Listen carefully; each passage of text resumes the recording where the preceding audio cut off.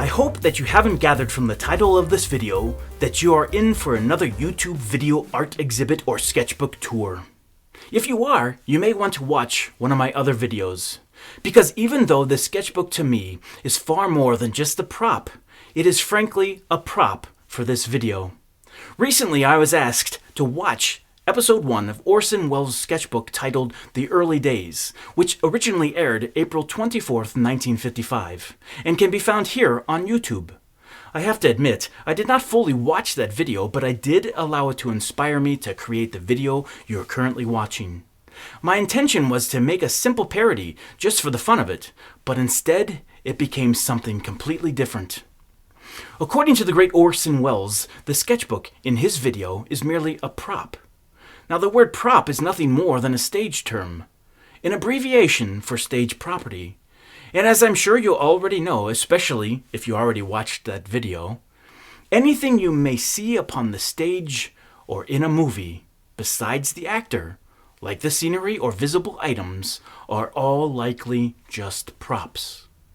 For example, the precious ring from Lord of the Rings, the time-traveling DeLorean from Back to the Future, the lightsaber from Star Wars, or a pair of Ray-Ban sunglasses with white spray paint. They are all just props. Some props exist in the real world and are all around us, even in our daily activities.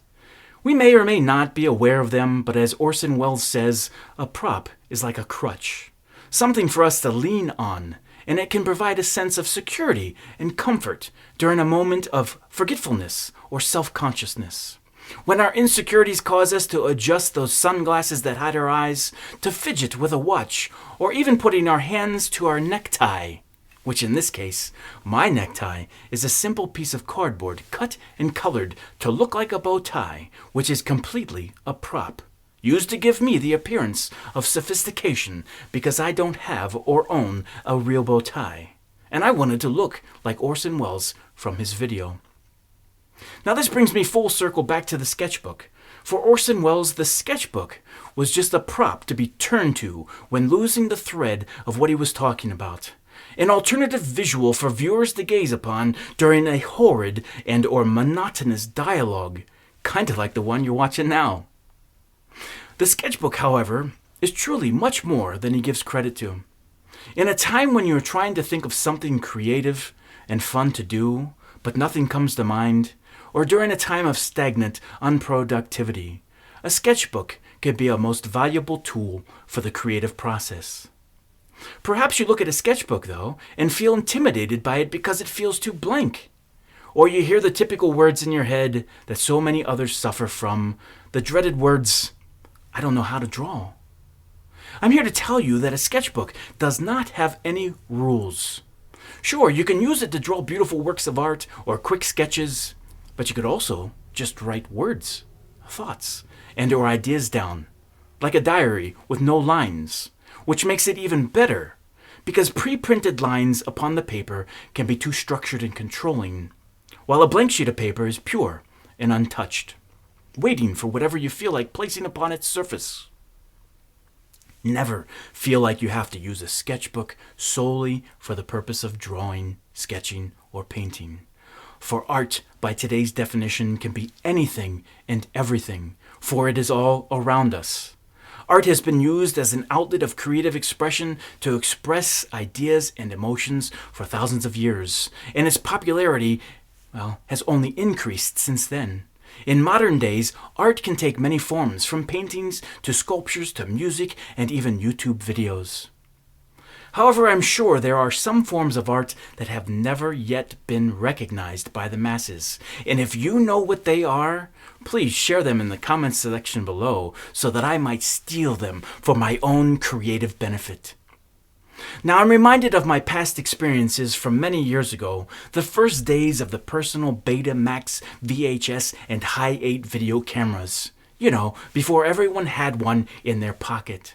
And fortunately, I was blessed to experience the presence of such a fascinating tool for capturing life at a very young age. And I grew up in a world where documenting your experiences on video was brand new. Before it all became digital, before all of us became professional videographers. Now I had to learn how to edit videos with mixers and giant machines that had to be manually synchronized. There was no undo, cut, copy, or paste. But as technology advanced and it became easier, making a video was simplified and way more fun. At the same time I was learning to make videos in such an archaic and clunky manner, I watched as the internet grew. I was the first of my friends to have an email account, which was only accessible via command. And I remember the first time I used Pine and how exciting that was. But in the blink of the eyes, something magical happened. The entire world became connected via a wide web of intertwined computers, and we were all able to share with each other the magic of video. Because YouTube was born, giving us all the opportunity to create a channel, a place to share with each other our thoughts, our ideas, and our creativity. Now, after 12 years on YouTube, I remember what it was like to use YouTube as an alternative visual sketchbook, with no lines, no rules, or expectations, a place of creative expression, fun, entertainment, and learning. But now it feels like you have to be a full production studio with more than just simple props and scenery. You have to be a well-oiled machine, completely focused on one niche topic that appeals not to you, the creative individual, but to the closed-minded masses that come to YouTube to see that one specific thing that they came here to see. Now there are so many rules and expectations it no longer feels like a place for creating for the purpose of creativity. No, now it has become a place driven by the desire for recognition, fame, and monetary success. But hey, what do I know? This channel and all my other ones are and always will be just an alternative sketchbook for me to be creative and to have fun with, that I choose to share with you because I feel like it. So thank you. Thank you for choosing to watch my content because you feel like it.